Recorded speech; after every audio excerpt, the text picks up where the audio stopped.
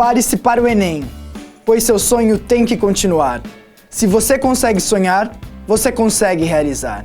Faça a coisa certa. Faça Grupo FAEF. FAEP-FAEF. Olá pessoal, tudo bem? Eu sou o professor Doreto. Eu sou um dos professores responsáveis pela disciplina de matemática preparatória para vocês do Enem. Eu ficarei responsável pela parte de álgebra. Então nós discutiremos aqui algumas questões dos temas mais recorrentes na prova do Enem, tá bom? Comecemos então por uma questão clássica, interpretativa. Nós teremos que fazer a interpretação de um gráfico. Vamos então à leitura do enunciado. A taxa de urbanização de um município é dada pela razão entre a população urbana e a população total do município, isto é, a soma das populações rural e urbana. Atenção comigo, quebrei o enunciado, olha. A taxa de urbanização é dada pela razão população urbana sobre população total, que é a soma urbana mais rural, tá bom? Comecei o exercício, vamos terminar o enunciado. Os gráficos apresentam, respectivamente, a população urbana e a população rural de 5 municípios enumerados, de uma mesma região estadual. Em reunião entre o governo do estado e os prefeitos desses municípios, ficou acordado que o município com maior taxa de urbanização receberá um investimento extra de infraestrutura. Atenção! A questão do Enem é: qual município receberá esse investimento extra? Para isso, a gente tem que determinar qual município tem a maior taxa de urbanização. Então vamos com calma verificar que é só uma interpretação e uma razãozinha para calcular. Atenção, verifique no gráfico comigo. No primeiro gráfico, a população urbana do município 1, 8.000. E a população rural do município 1, 4.000. Sendo assim, a população total dá 8.000 mais 4.000. Vem comigo no quadro agora. A taxa de urbanização da cidade 1 é dada pela população urbana 8.000, dividido pela população total, que é dada por 8.000 mais 4.000, 12.000. Fazendo essa continha aqui, 8.000 dividido por 12.000 é a mesma coisa que 8 sobre 12, e isso dá aproximadamente 0,67. Essa é a taxa de urbanização da cidade 1. Vejamos no gráfico agora a cidade 2. Verifique comigo. A população urbana, 10.000, e a população rural, 8.000. Portanto, voltando ao quadro, ficam 10.000 dividido por 10.000 mais 8.000, 18.000. Fazendo essa continha, fica 10 sobre 18, que é aproximadamente 0,56. Vamos agora fazer a leitura das outras cidades. Vamos lá? Então, para a cidade número 3, eu tenho 11.000 de população urbana e 5.000 de rural. Moral da história, na lousa. 11.000 de urbana dividido por 16.000 de total, porque eu tenho que somar urbana e rural. Fazendo-se essa conta, eu chego a um valor aproximado de 0,69. Vamos agora ler para a cidade 4. Na cidade 4 eu tenho 18.000 de população urbana e 10.000 de população rural. Ou seja, 18.000 dividido pelo total, que vale 28.000. Quando eu divido 18 por 28, eu chego ao valor de 0,64. Falta só fazer uma delas, a cidade número 5. Na cidade 5 eu tenho 17.000 na urbana e 12.000 na rural, ou seja, 17.000 na urbana dividido pelo total, 29.000. Sendo assim, esse valor aproximado dá 0,59. Analise meu quadro. Qual das cidades apresenta maior taxa de urbanização? Verifico que é a cidade 3, com uma taxa de 0,69. Sendo assim, a alternativa correta dessa questão, Alternativa C, cidade 3. Então, indico a vocês estudarem exercícios interpretativos e estudar também, para quem tem dificuldade, operação com fração, tá bom? As operações com fração. Beleza? Finalizamos assim esse primeiro exercício. Pessoal, vamos dar continuidade então, agora com o exercício número 2, sobre conversões de unidades de medida. Um exercício que caiu no ano de 2019, ou seja, fresquinho, muito recente, e para a gente treinar bem como que faz conversão de unidade de medida. O Enem adora esse tema. Façamos a leitura do seu enunciado. O sistema métrico decimal é o mais utilizado atualmente para medir comprimentos e distâncias. Em algumas atividades, porém, é possível observar a utilização de diferentes unidades de medida. Um exemplo pode ser observado no quadro. Olhe para a tabela, para esse quadro. A unidade polegada, ela tem sua equivalência em centímetro. A unidade jarda tem sua equivalência em pés. A unidade em jarda também tem sua equivalência em metro, de acordo com essa tabelinha fornecida. A pergunta é, assim, um pé em polegada equivale a muita atenção. Ele quer transformar um pé em polegada. Siga esse raciocínio. Eu vou transformar pé em jarda. Depois eu vou transformar a jarda para metro. Depois eu vou transformar para centímetro. E por fim eu chego em polegada. Como isso, Doreto? Vamos lá. Atenção. Eu reproduzi aqui o quadro do Enem. Primeiramente, um pé passando para a jarda. Pense, uma jarda vale 3 pés. Então, um pé vale 1/3 de jarda. Então, um pé igual a 1/3 de jarda. Muita atenção agora. Eu preciso passar a jarda para metro e verifique.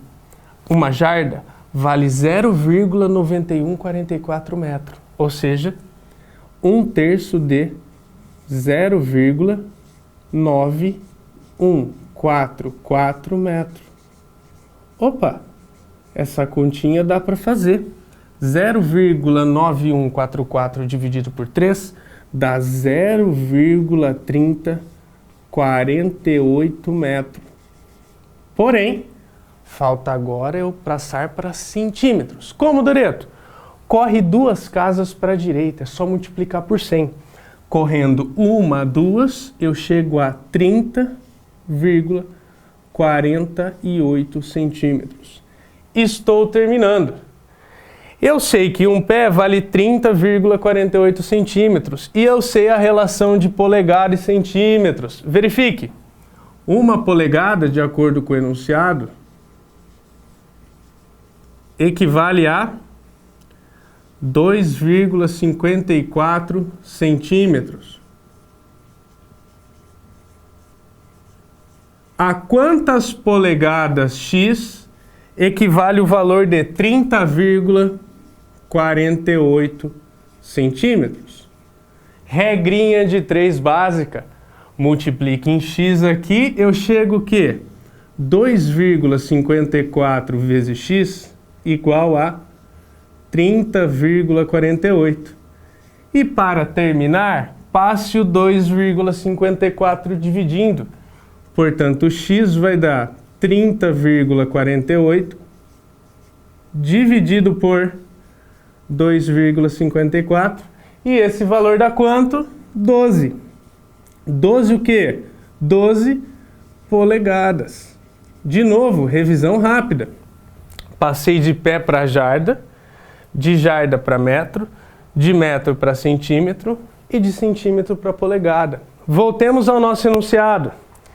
Verifique aí qual é a alternativa correta. A alternativa correta, a alternativa D. D de dado. Indico a vocês então como DDD, dica do Doreto, que eu vou dar sempre no final da questão. Estude conversões de unidade de medida, múltiplos e submúltiplos, vocês correrem a vírgula para um lado ou para o outro, isso gera confusão para muitos de vocês, tá? Então, estudem esses temas e também, principalmente, usa-se muito, não só na prova de matemática, em outras provas de ciência da natureza, você estuda muito utilizando a regra de 3, estude regra de 3 também, ok? Pessoal, chegamos agora à nossa questão de número 3. Uma questão que se refere à função de primeiro grau. Funções de primeiro e segundo grau são temas muito recorrentes na prova do Enem. Então, verifique como que o Enem gosta de cobrar isso de você. Você tem que montar a função para ele. Vamos fazer a leitura do enunciado. Uma empresa tem diversos funcionários. Um deles é o gerente, que recebe R$1.000 por semana. Os outros funcionários são diaristas. Cada um trabalha 2 dias por semana, recebendo R$80 por dia. Muita atenção que isso é ponto-chave. Cada diarista trabalha 2 dias por semana, recebendo R$80 por dia. Logo, cada diarista recebe R$160 por semana. Continuando a leitura. Chamando de X, atenção para isso, a quantidade total de funcionários da empresa. A quantia Y em reais que essa empresa gasta semanalmente para pagar os seus funcionários é expressa por atenção no quadro. É uma função. Então, o valor total pago, veja se você concorda comigo, é o valor pago para os diaristas semanalmente, mais o valor pago semanalmente para o gerente. O valor pedido, ou seja, a função Y, é por semana. Por semana. Isso é fundamental para solucionarmos o problema. Por semana, cada diarista recebe 2 vezes R$80. Ou seja, por semana ele recebe R$160. Muita atenção agora. Quantos diaristas tem? Aí está o segredo da questão. Verifique. O valor Y é igual a... Qual é o valor que eu pago para os diaristas? Meio lógico. É o valor que cada um recebe vezes quantos diaristas tem na minha empresa. Quantos diaristas tem na empresa? Se o total de funcionários vale X, eu tenho que lembrar que 1 é o gerente. Então, qual é o total de diaristas? X menos 1. Então, aqui eu tenho X menos 1, que é o número de diaristas, vezes o valor que cada um ganha, 160. Isso aqui se refere ao pagamento para diaristas. Mais o pagamento para o meu gerente. Falou no enunciado, meu gerente ganha R$1.000. Muita atenção agora. Aplicando a distributiva aqui, x vezes 160 e menos 1 vezes 160, eu tenho que y igual a 160x menos 160 mais o 1.000 do gerente. Os 1.000 do gerente. Portanto, o y é igual a 160x mais quanto? Atenção! Menos 160 mais 1.000, 840. Então, muita atenção. O pessoal que errou essa questão esqueceu de multiplicar por 2, porque a informação do enunciado fala que eles ganham por dia R$80 e eles trabalham 2 dias por semana. E na hora de colocar o número de diaristas vezes o valor, eles colocaram X e perderam a questão. Voltando ao enunciado, verificamos facilmente que a alternativa correta é a alternativa D de dado. Pessoal, dica do Doreto final. Estudem funções de primeiro grau e funções de segundo grau. Atenção! Para funções de segundo grau, deem uma olhada especial para o vértice da parábola. As coordenadas de vértice, tá bom? Então essas foram mais algumas dicas minhas. Fala pessoal, dando continuidade então aos nossos exercícios, façamos agora o exercício número 4. Eu gostaria que vocês se atentassem para os conteúdos de porcentagem, razão e proporção entre grandezas. Atentem-se sobre isso para estudar para o Enem, tá bom? Vamos fazer a leitura do enunciado. O rótulo da embalagem de um cosmético informa que a dissolução de seu conteúdo, de acordo com suas especificações, rende 2,7 litros desse produto pronto para uso. Uma pessoa será submetida a um tratamento estético em que deverá tomar um banho de imersão com esse produto numa banheira com capacidade de 0,3 metro cúbico. Para evitar o transbordamento, essa banheira será preenchida com 80% de sua capacidade. Para esse banho, o número mínimo de embalagens desse cosmético é de... Atenção! Primeira coisa, vamos calcular o volume do produto que a gente precisa. Veja se você concorda. O volume do produto vai ser o volume preenchido nessa banheira. Vai ser 0,3 metro cúbico? Não. Porque ele falou que vai encher apenas 80%. 80%. 80 sobre 100? De quanto? De 0,3 metro cúbico. Lembram do exercício 2 que eu fiz com vocês, de mudança de unidade de medida? Olha só, de novo. 1 metro cúbico vale 1.000 litros. Então eu posso passar isso aqui assim, 80 sobre 100. Por que 80 sobre 100 mesmo? Porque é 80% do volume total. Vezes o 0,3 e agora 1 metro cúbico, 1.000 litros. Atenção, atenção, 1.000 litros. O que eu posso fazer? Eu corto um zero daqui com zero daqui, outro daqui, esse daqui. 2 zeros em cima, cancelados com 2 zeros embaixo. 0,3 vezes 100 dá 30. E 30 vezes 8 dá 240. Então o volume que eu preciso é de 240 litros. Espera aí, quantas embalagens eu preciso? Regra de 3. Olha lá, uma embalagem, ela gera 2,7 litros.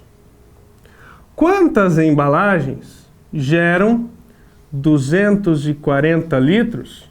Tranquilo? Multiplique em cruz. 2,7 vezes o x igual a 240. Passe agora o 2,7 dividindo. X é igual a 240 sobre 2,7. Fazendo essa continha, eu chego aproximadamente a 88,9. Espera aí, Doreto. Então eu tenho que comprar 88,9 embalagens? Gente, você não chega a um estabelecimento e pede, por favor, eu queria 88,9 embalagens desse produto. Então, para atender a necessidade desse problema, eu tenho que pegar o primeiro número inteiro acima desse valor. Qual seria? 89. Portanto, nós precisamos comprar 89 embalagens. Ok? Então, analisando as alternativas que eu tenho, voltemos à questão. Na questão eu tenho a alternativa correta, a alternativa letra C. Atenção, DDD, dica do Doreto. Estudem também grandezas diretamente proporcionais e inversamente proporcionais, razão e proporção, na verdade. E estudem porcentagem e, por fim, matemática financeira, juros. Juros também cai bastante no Enem e está relacionado com o estudo de porcentagem. Ok? Finalizamos assim a questão número 4. Fala, pessoal, vamos lá. Quinto exercício, penúltimo exercício já. Nesse exercício eu vou abordar um tema, óbvio, muito recorrente no Enem, chamado probabilidade. Eu vou passar para vocês um jeito esquemático de resolver questões de probabilidade. E precisa treinar muito esse tipo de questão, tá bom? Vamos fazer a leitura do enunciado. O morador de uma região metropolitana tem 50% de probabilidade de atrasar-se para o trabalho quando chove na região. Caso não chova, sua probabilidade de atraso é de 25%. Para um determinado dia, o Serviço de Meteorologia, atenção agora, estima em 30% a probabilidade da ocorrência de chuva nessa região. Qual é a probabilidade de esse morador se atrasar para o serviço no dia para o qual foi dada a estimativa de chuva? Muita atenção e muita calma nessa solução. Primeira coisa, existe uma probabilidade se chover e uma probabilidade se não chover. E ainda existe a probabilidade de chover. Olha como resolve esse tipo de problema. Primeira pergunta que você faz: chove? Qual é a probabilidade dita no enunciado para chover? 30%. Então, se a resposta for sim, eu tenho 30% de chance. E se for não, 70% de chance. 30%, 70%, eu vou escrever esses números da forma decimal. Como que eu escrevo 30% na forma decimal? 0,30. Chove? Sim, 0,30. Chove? Não, 0,70, pois significa 70%. E agora é referente ao atraso dele. Na primeira frase do enunciado diz: o morador de uma região metropolitana tem 50% de probabilidade de atrasar-se quando chove. Atenção! Choveu? Sim. 50% de chance para ele atrasar e 50% de chance para ele não atrasar. Então, para cá, 0,50 e para cá, 0,50. Ok? Vamos agora estudar quando não chove. Quando não chove e ele atrasa, verifique no enunciado.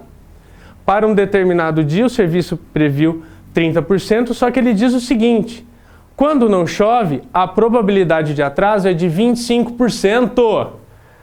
Choveu? Não. Atrasa? Qual é a probabilidade dele atrasar? 25%, ou seja, 0,25.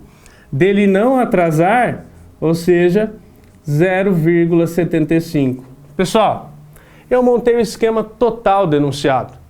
E agora é só calcular. Existe a probabilidade do dia de chuva e do dia que não chove. É só somar os dois. Atenção agora. Para analisar essa probabilidade, tem que chover e ele se atrasar. E ele se atrasar. E na matemática é multiplicação. Então fica 0,30 vezes 0,50.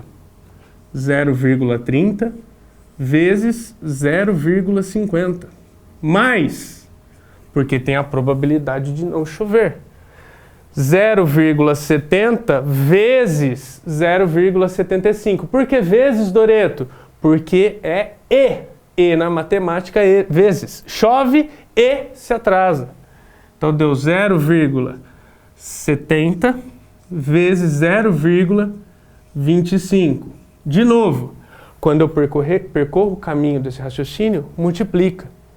E como eu tenho a chance de chover ou não, ou na matemática, soma.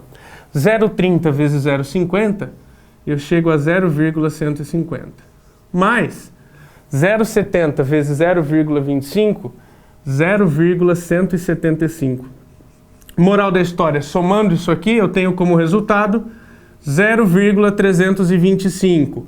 Caso eu queira passar para a porcentagem, eu posso escrever como 32,5%. Vamos agora analisar na pergunta do Enem como está a sua resposta. Opa, forma decimal. A alternativa correta é a alternativa C. Atenção, aprofunde o estudo de probabilidade. Dica do Doreto agora, DDD. Estude também análise combinatória e vou dar outro tema para vocês se aprofundarem. PA e PG. Progressões aritmética e geométrica. Vão atrás desses temas que também são muito recorrentes na prova de matemática. Fechou? Concluímos então a questão número 5. Pessoal, chegamos à nossa última questão. Eu selecionei para vocês o tema de estatística, um tema óbvio, muito recorrente na prova do Enem. Façamos então a leitura do enunciado da questão. O gráfico apresenta a taxa de desemprego em porcentagem para o período de março de 2008 a abril de 2009, obtida com base nos dados observados nas regiões metropolitanas de Recife, Salvador, Belo Horizonte, Rio de Janeiro, São Paulo e Porto Alegre. A mediana dessa taxa de desemprego foi de... Muita atenção. Cai o tema mediana, você já assusta. Você lembra daquela aula? Moda, média e mediana. Verifique que no final dessa questão eu vou dar um resumão para você sobre isso e nunca mais você vai errar. Então vamos lá. Como ele pediu mediana, na sua cabeça pediu mediana, eu tenho que colocar todos os valores em ordem crescente.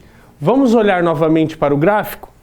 Olhando no gráfico, eu tenho os valores 8,6, 8,5, 7,9, 8,1, 7,7, vários valores. O maior trabalho, então, seria colocá-los em ordem crescente. Volte para o quadro.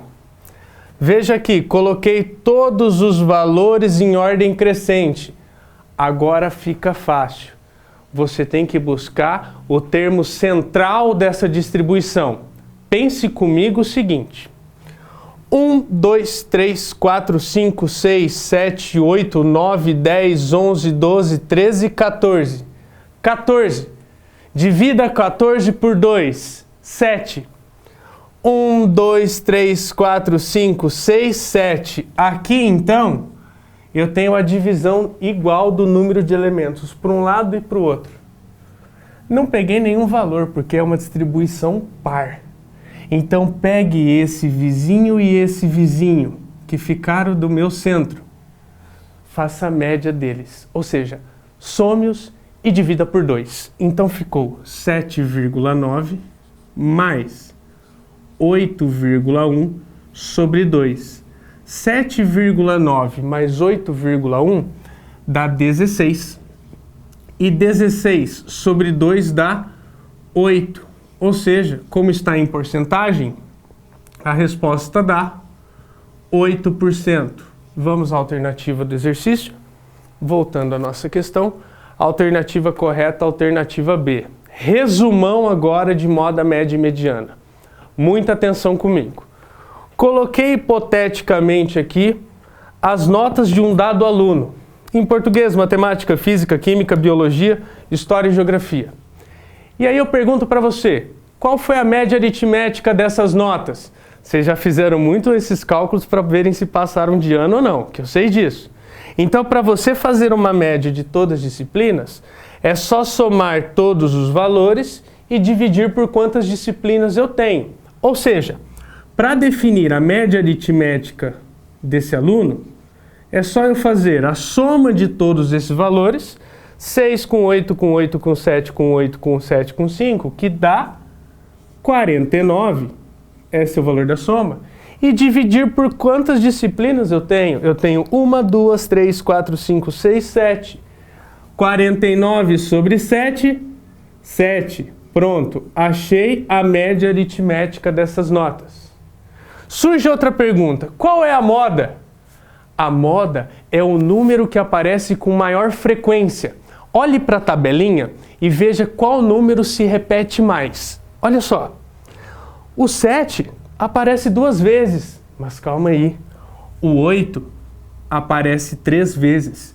E moda é isso, é o número que mais vezes aparece nos meus dados, ou seja, que possui maior frequência. Então a moda eu já matei, a moda vale 8. Por fim, falta descobrir quem? A mediana. Para descobrir a mediana, eu já falei no exercício. O que é a primeira coisa que eu faço? Colocar em ordem crescente. Coloquemos aqui embaixo, então, em ordem crescente. Eu tenho 5, eu tenho 6, eu tenho o 7, 2 vezes, e eu tenho o 8, 3 vezes. Para eu verificar se eu não me perdi, vamos contar quantos números eu tenho. 1, 2, 3, 4, 5, 6, 7. Bateu. Agora busque o termo central. Aqui eu tinha uma distribuição par. Tracei uma retinha no meio. Só que aqui eu tenho uma distribuição de elementos no total ímpar. Então qual seria o elemento central nessa distribuição? O número 7. Por que o número 7, professor? Porque ele é o central, tem 3 vizinhos para a esquerda e 3 vizinhos para a direita. Logo, ele já é a mediana. Então, gente, essa é a revisãozinha de moda média e mediana. Muita atenção no seguinte, se tiver um número ímpar de elementos, você localiza o central facilmente. Se a distribuição for de número par, você tem que fazer a média aritmética dos dois centrais. Bom, concluo aqui a disciplina de matemática com vocês.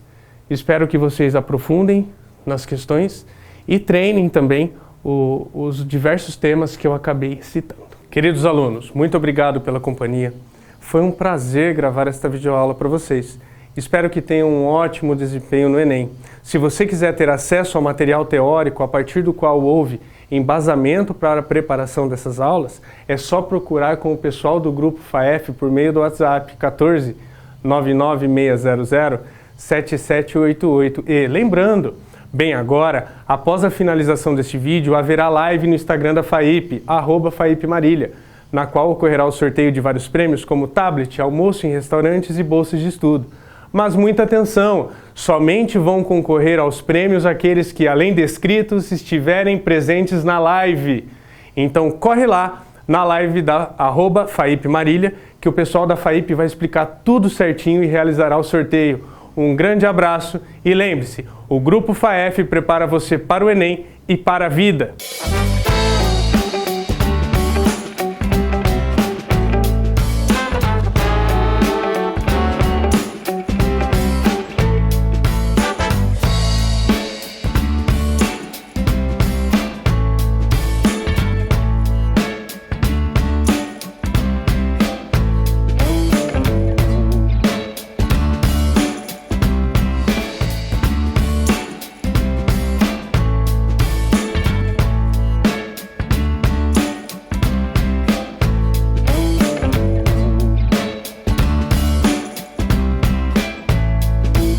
FAIP-FAEF